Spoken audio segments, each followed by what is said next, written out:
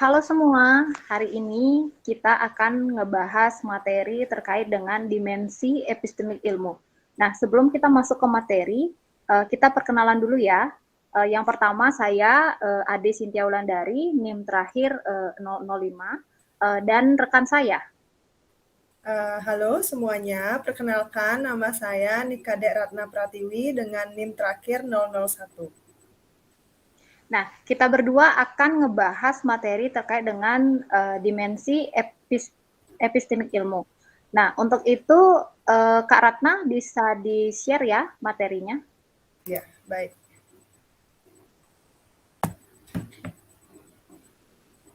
Nah, tadi kita sudah berkenalan ya. Sekarang kita langsung masuk ke latar belakang.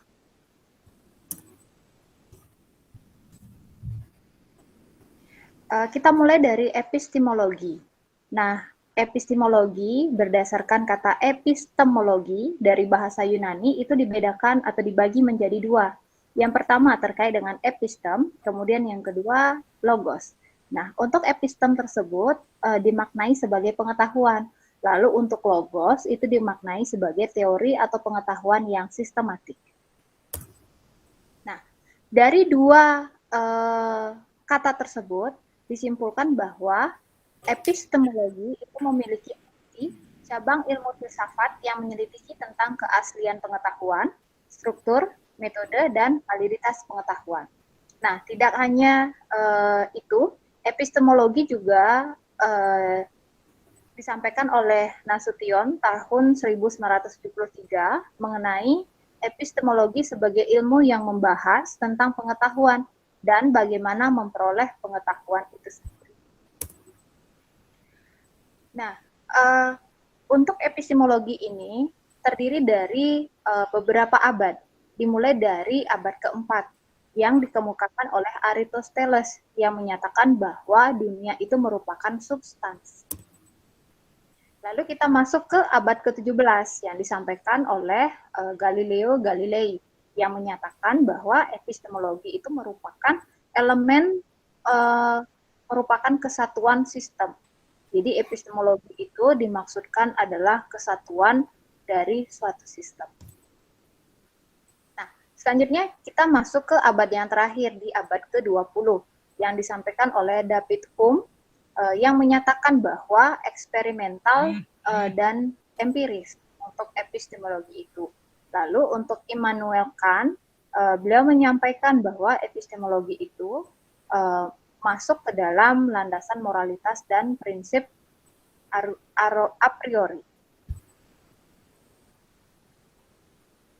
Oke, hari ini kita akan bahas 4 submateri terkait dengan dimensi epistemik ilmu. Kita mulai mind mapping dari yang pertama, mengenai hubungan sebab akibat, yang kedua pendefinisian, yang ketiga demonstrasi, yang keempat pikiran dan anggapan, yang kelima adalah demonstratif regresi, yang keenam adalah model dan ontologi, yang ketujuh adalah ontologi empiris logis, dan yang terakhir adalah perbandingan dua ontologi. Kita mulai dari yang pertama terkait dengan hubungan sebab akibat. Nah, hukum yang ada di alam itu padahal dalam sejarah pemikiran epistemologi dunia diketahui bahwa kausalitas itu bukanlah teori ilmiah eksperimental, tetapi murni teori yang dihasilkan oleh kerja rasional. Nah, dalam konteks epistemologi, hukum kausalitas itu adalah sumbangsih terbesar filsafat idealisme Plato terhadap sejarah pemikiran manusia. Tanpa prinsip sebab akibat, maka tak ada sifat, tak ada sains dan teknologi, kemudian tak ada teologi, tak ada sejarah, serta aturan-aturan hukum pun menjadi tak bermakna. Nah, prinsip urutan kejadian dalam hukum kausalitas itu bertolak dari gagasan bahwa peristiwa saat ini disebabkan oleh peristiwa pada masa lalu. Jika peristiwa A adalah penyebab untuk akibat B, maka B tidak bisa menjadi penyebab untuk A. Nah, berdasarkan hal ini, maka lahirlah mekanika kuantum yang dihubungkan dengan hukum sebab akibat. Selanjutnya kita masuk ke pendefinisian. Nah, operasi mental di mana suatu klarifikasi mencari makna suatu istilah dengan menganalisis dan menghubungkan unsur-unsur yang ada di dalamnya. Selanjutnya, pendefinisian juga dapat diartikan sebagai kata, frasa, atau kalimat yang mengungkapkan makna, keterangan, atau ciri utama dari orang, benda, proses, atau aktivitas, atau bisa juga bahasan atau arti. Nah, jenis definisi itu ada dua, definisi nominal dan definisi sebenarnya. Kemudian ada mendefinisikan faktor, itu terdiri dari menjelaskan faktor teori. Nah, ini berfungsi untuk mengklasifikasikan peran penyebab dalam demonstrasi. Nah, berdasarkan hal tersebut, kita masuk ke demonstrasi.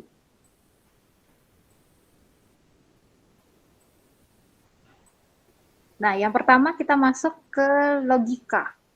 Logika menurut Aristoteles, penemuan ini dimaksudkan untuk menggagalkan kekuatan yang luar biasa dari para sofis yang mengeksplorasi bakat mereka sebagai pembicara untuk memanipulasi audiens. Mereka menggunakan penalaran khusus atau sofisme. Nah, kedua, demonstrasi dan ilmiah. Demonstrasi dalam ilmu alam juga harus didasarkan pada konfrontasi dengan kenyataan. Nah, menunjukkan bahwa dalam ilmu eksakta adalah alasan, tetapi juga memberikan bukti. Lalu untuk jenis demonstrasi ini terdiri dari dua, demonstrasi langsung dan demonstrasi tak langsung. Nah, untuk demonstrasi langsung ini membuktikan kebenaran simpulan dari premis-premis yang benar. Lalu untuk demonstrasi tak langsung ini membuktikan bahwa kesimpulan memungkinkan tidak tepat waktu sehingga membawanya ke ketidakmungkinan dan kemustahilan lainnya. Nah, untuk Sophines ini adalah penalaran yang salah yang memberikan ilusi ketelitian. Jadi dari Aristoteles ini menggunakan penalaran khusus atau disebut dengan sofisme. Baik, selanjutnya kita masuk ke yang keempat, terkait dengan pikiran dan anggapan. Nah, pengetahuan prasyarat atau prapengetahuan memiliki peran penting dalam proses demonstratif. Kebenaran premis harus kokoh didirikan. Nah, premis mirror itu berisi istilah yang berfungsi sebagai subjek kesimpulan berpredikat tengah. Premis semacam ini memungkinkan di mana definisi merupakan predikat dari sebuah subjek. Premis utama di setiap demonstrasi menghubungkan sebab dan akibat. Sifat dari demonstrasi tergantung pada apakah sebab atau akibat adalah jangka menengah. Nah, premis ini diketahui melalui proses induksi. Nah, selanjutnya secara posterior, demonstrasi yang menetapkan keberadaan subjek bagaimanapun hanya makna nominal dari istilah subjek yang dapat digunakan. Selanjutnya kita masuk ke demonstratif regres yang akan dilanjutkan oleh Kak Ratna. Terima kasih atas kesempatannya. Selanjutnya saya akan menjelaskan tentang demonstratif regresi. Nah, demonstratif regresi ini pertama muncul oleh pengetahuan Galileo yang dimana secara logika Aristotelian terungkap pada tahun 1589, yaitu ketika Yesus mengajar atau mempersiapkan diri untuk mengajar di Universitas Pisa. Nah, seperti yang sudah dicatat pada naskah, yaitu berisi risalah tentang demonstrasi yang berjudul Tractatio de Demonstration. Nah, yang diambil dari kursus lengkap tentang logika dan metodologi yang ditawarkan di universitas tersebut.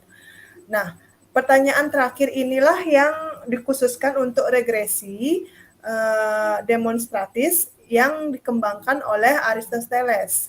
Nah, pada abad ke-15 dan 16 melalui perantara Yesus yang juga mengajar di universitas tersebut, disesuaikan juga pembelajaran ini oleh Jacopo Zabarel, yang dimana menyempurnakan dan menjelaskan bagaimana metode dari teori ini.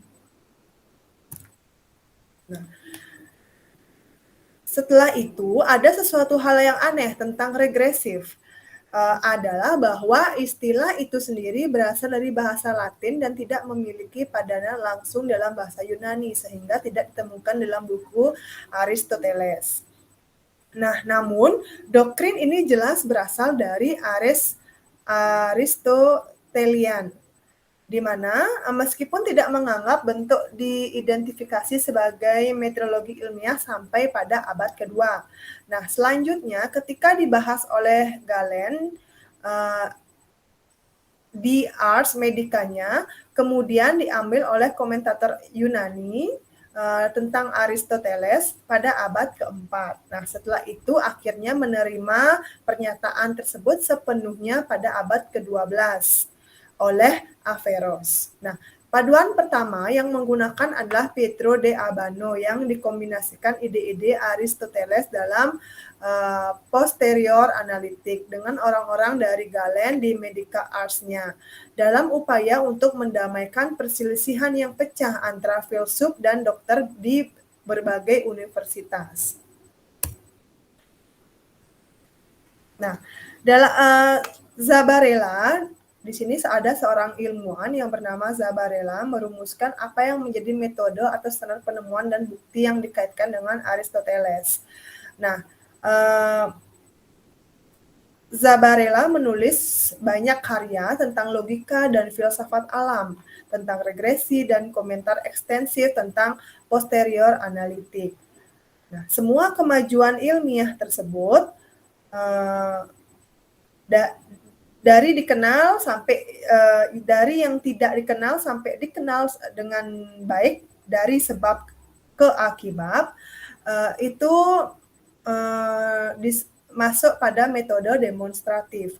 Nah, pada akhirnya ilmu pengetahuan yang sempurna, pengetahuan tentang sesuatu melalui sebab akibatnya, karena sebuah resolusi seseorang mencari sebab dari akibatnya, sehingga setelah dari mencari tersebut ia dapat mengetahui efek melalui penyebabnya.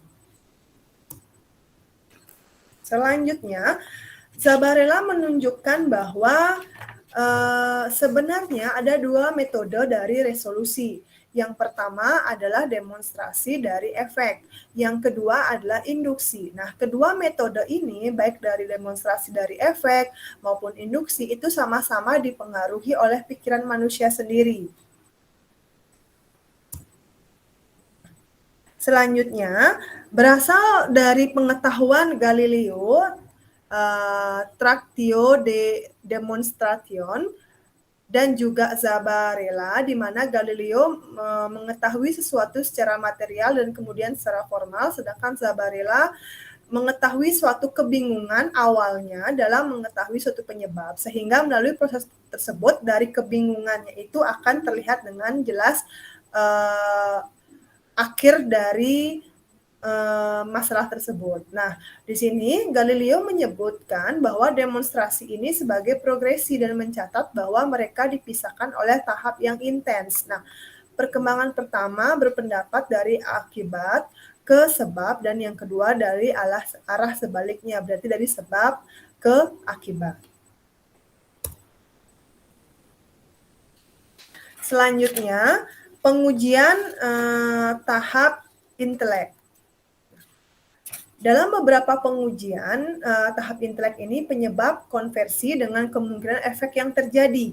dari pengujian tersebut. Pertama, tugas utamanya adalah salah satu menguji hubungan sebab akibat, yaitu menyelidiki dan menghilangkan kemungkinan lain, dan dengan demikian melihat kemungkinan sebab sebagai yang diperlukan di mana permasalahan itu ada. Selanjutnya, penyebab juga terlihat untuk menjelaskan efek, yaitu untuk memberikan alasan yang tepat mengapa fenomena tersebut bisa muncul.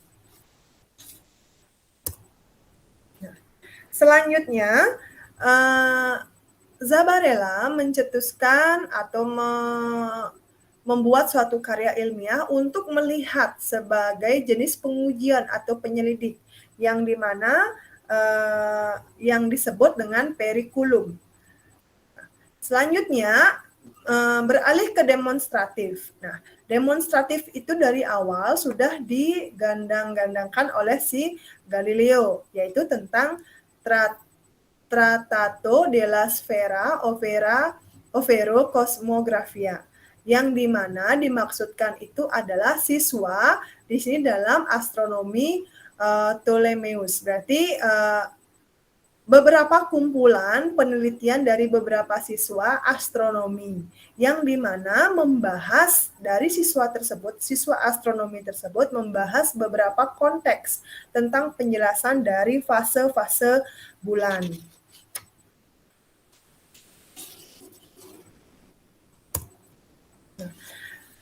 Pembahasan selanjutnya yaitu ada model dan ontologi.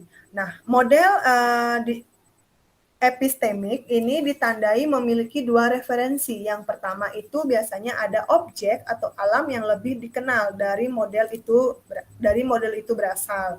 Yang kedua, objek atau sifat yang kurang dikenal di mana model tersebut diterapkan. Nah, adapun contohnya misalnya dari segi fisikanya, penggunaan analisis rangkaian listrik untuk masalah studi getaran mekanis. Nah, ini adalah pemodelan analog karena asalnya itu berupa dari listrik dan gerak getaran. Sekarang kalau kita mengarah ke contoh matematika, aliran arus listrik dan perpindahan mekanis dapat dijelaskan secara akurat dengan persamaan diferensial yang sama. Lanjut ke pemodelan skala. Nah, pemodelan skala ini telah produktif dalam beberapa penemuan-penemuan ilmiah. Nah, contoh sejarah penemuannya ini menjelaskan tentang dasar dari terbentuknya suatu pelangi.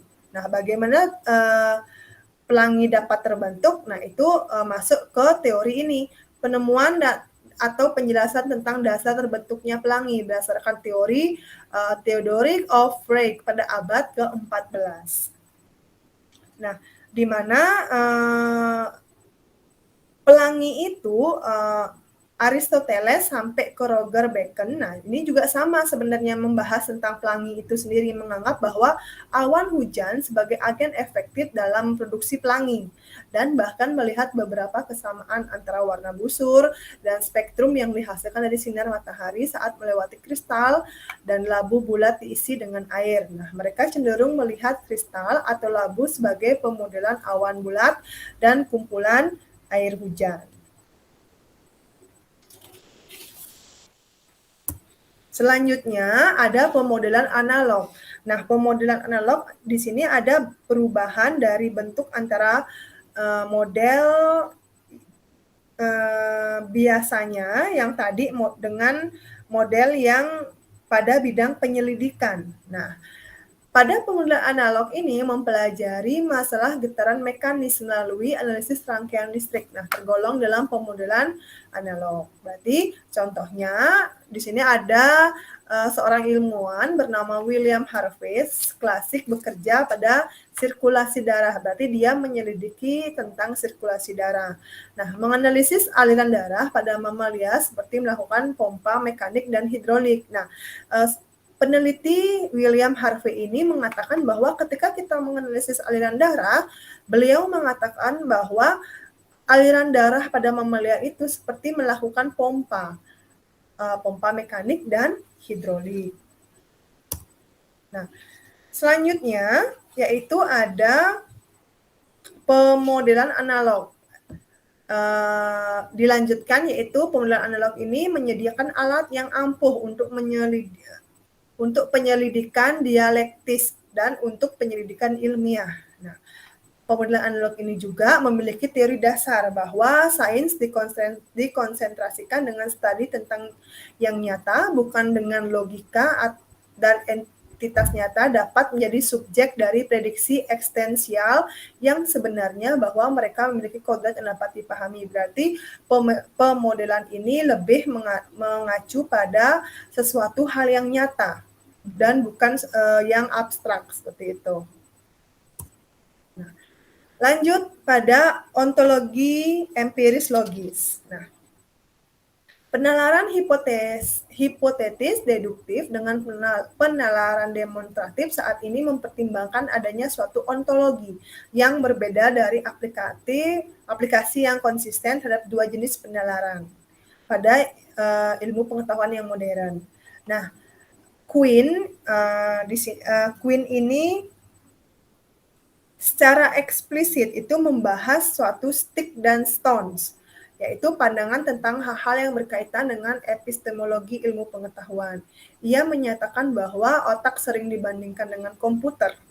Nah, kita juga di sini pernah mendengar bahwa otak manusia dengan komputer itu sering dibandingkan. Nah, hal tersebut misalnya mengarah seorang anak untuk membuat referensi tujuan yang dipengaruhi, terutama untuk penggunaan tata bahasa dari rangsangan nonverbal anak dikondisikan untuk mengatakan hal-hal misalnya seperti susu dan untuk menunjukkan persetujuan dikatakan dengan iya atau tidak.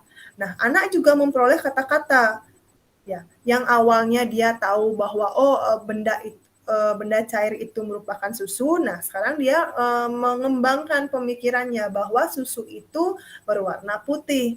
Nah, misalnya ada apel, oh ternyata apel itu ada yang merah dan ada juga yang hijau dan lain sebagainya. Hal-hal demikianlah yang disebut dengan pengolahan verbal. Nah, dalam sebuah kata-kata yang digunakan dalam konteks esensial, misalnya ada beberapa contoh. Ya, ketika kita mengatakan itu susu dan hujan, nah ini benar atau salahnya tergantung pada kesempatan di mana mereka digunakan. Nah, pada saat kapan kata-kata itu digunakan. Nah, adapun suatu kalimat berdiri ya adalah saat hujan itu turun. Nah, di mana ada asap, di situ ada api. Dan ketika langit itu bergemuruh, berarti ada petir. Nah, itu beberapa contoh kata-kata.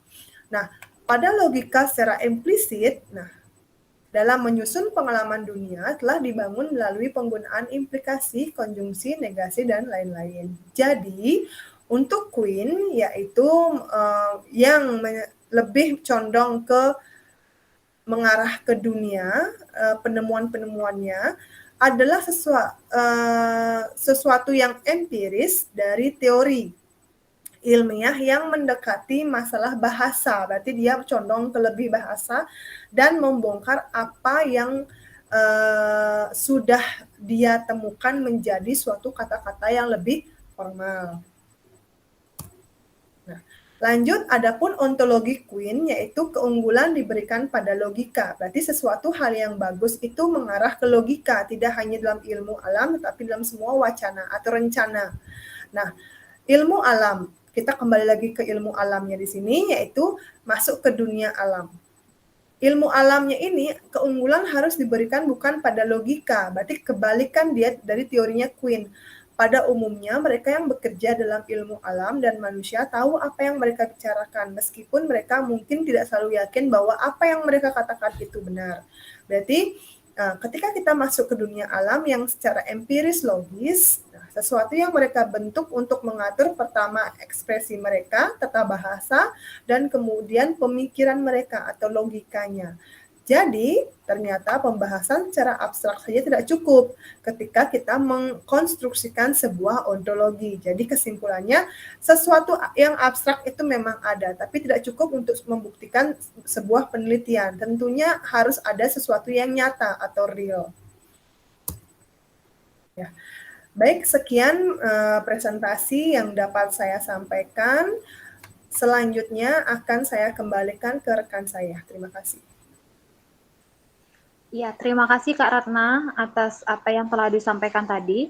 Nah, itu teman-teman berdasarkan apa yang kami pelajari dan apa yang kami pahami terkait dengan dimensi epistemik ilmu. Nah, barangkali kalau misalkan ada yang kurang, silahkan nanti kita bisa sharing-sharing di kolom komentar. Barangkali itu saja Kak Ratna. Dari Kak Ratna ada yang mau disampaikan? Ya, terima kasih untuk rekan-rekan semuanya dan juga untuk Bapak dosen.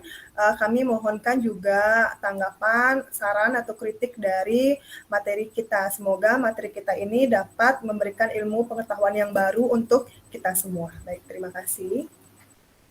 Oke, terima kasih. Itu saja teman-teman. Sampai jumpa di lain waktu. Bye-bye.